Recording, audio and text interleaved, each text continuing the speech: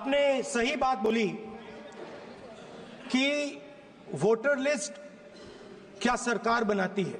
मैंने नहीं बोला नहीं, आपने बोला क्या, और आपने सही बोला कि सरकार वोटर लिस्ट नहीं बनाती है। मगर पूरे देश में वोटर लिस्ट पर सवाल उठ रहे हैं, हर स्टेट में, हर ऑपोजिशन के स्टेट में, और महाराष्ट्र में black and white voter list पे सवाल उठे हैं। तो पूरा ऑपोजिशन मिलकर सिर्फ ये बोलने दीजिए, पूरा ऑपोजिशन सिर्फ मिलकर ये कह रहा है कि वोटर लिस्ट पे यहां पे एक डिस्कशन हो जाए। ओके। आप बनाते नहीं हो, इसको हम एक्सेप्ट कर रहे हैं, आप डिस्कशन तो कीजिए। आनंद भदौरिया जी। Okay, good. माननीय Shri Rahul Gandhi ji.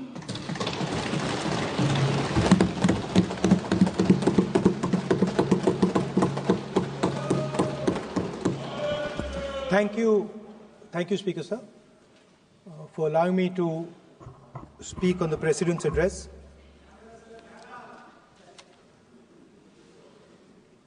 Camera. Thank you. Double thank you, sir.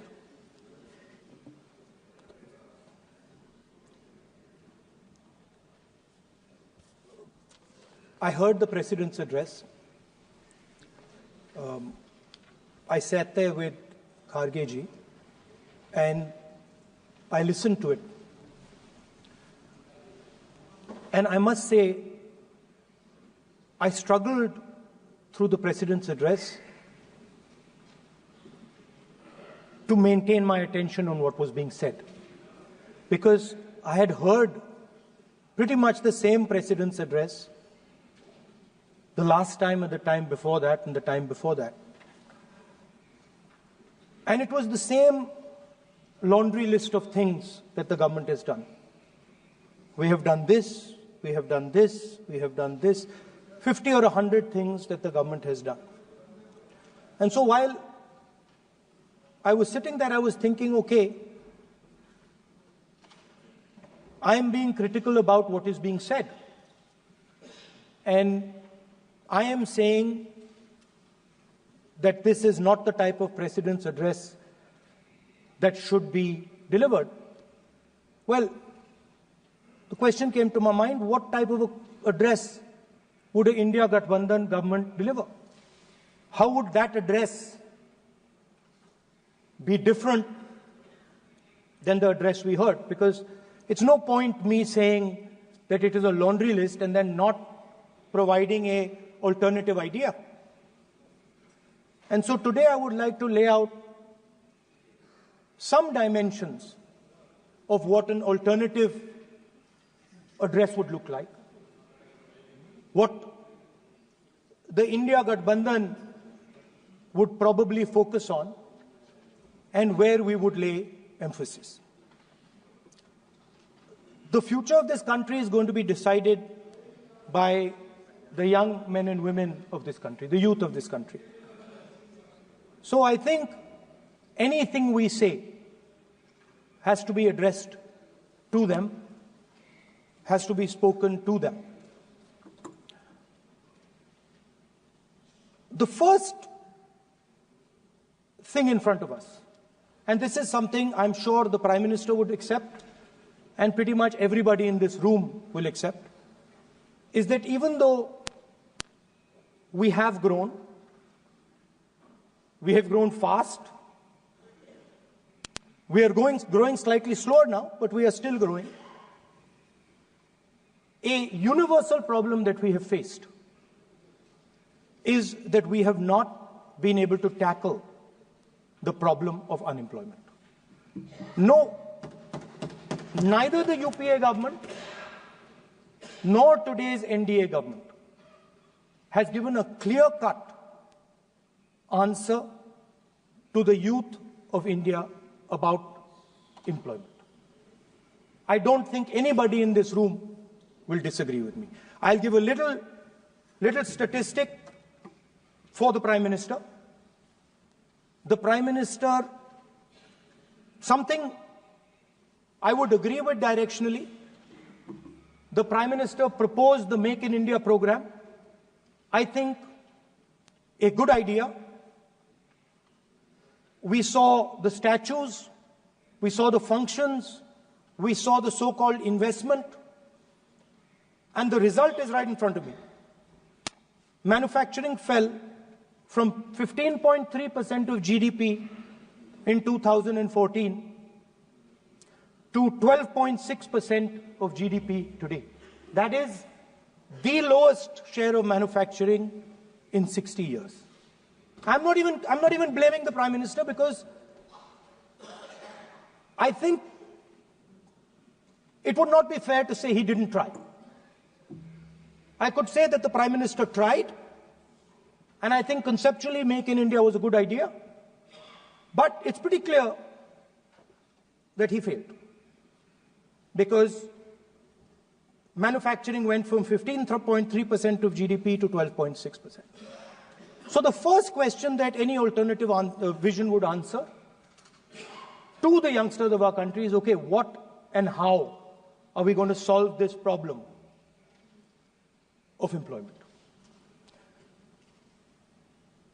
Any country basically organizes two things. You can organize consumption, and then you can organize production. Modern way of saying organizing consumption is services. Modern way of saying organizing production is manufacturing. But there is more to production than simply manufacturing. For example, agriculture also is about production.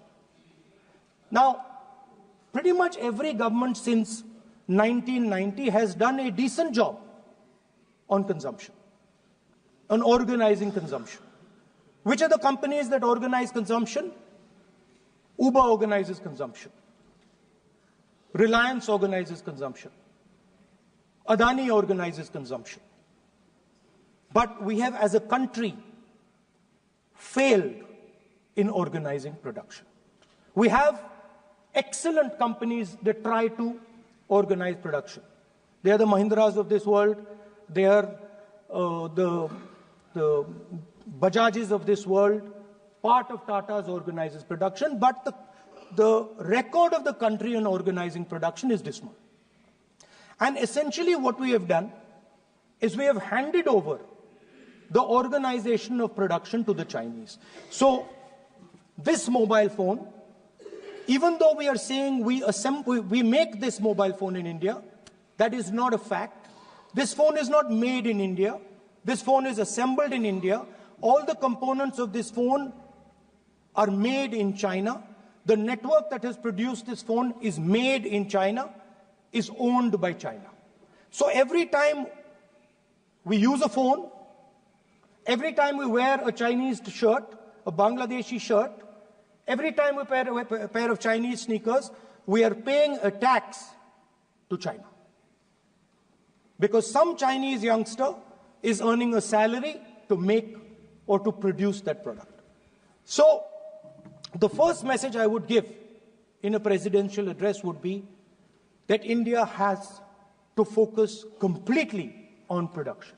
Because if we do not focus on production and we continue to focus only on consumption, we will find that we will run huge deficits, we will increase inequality, and eventually we will run into a serious problem.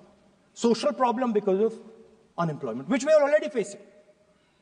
If you look at the numbers of the amount of people who are in jail, if you look at the numbers that are spent on internal security, if you look at the numbers spent on our police forces, they're all spiraling.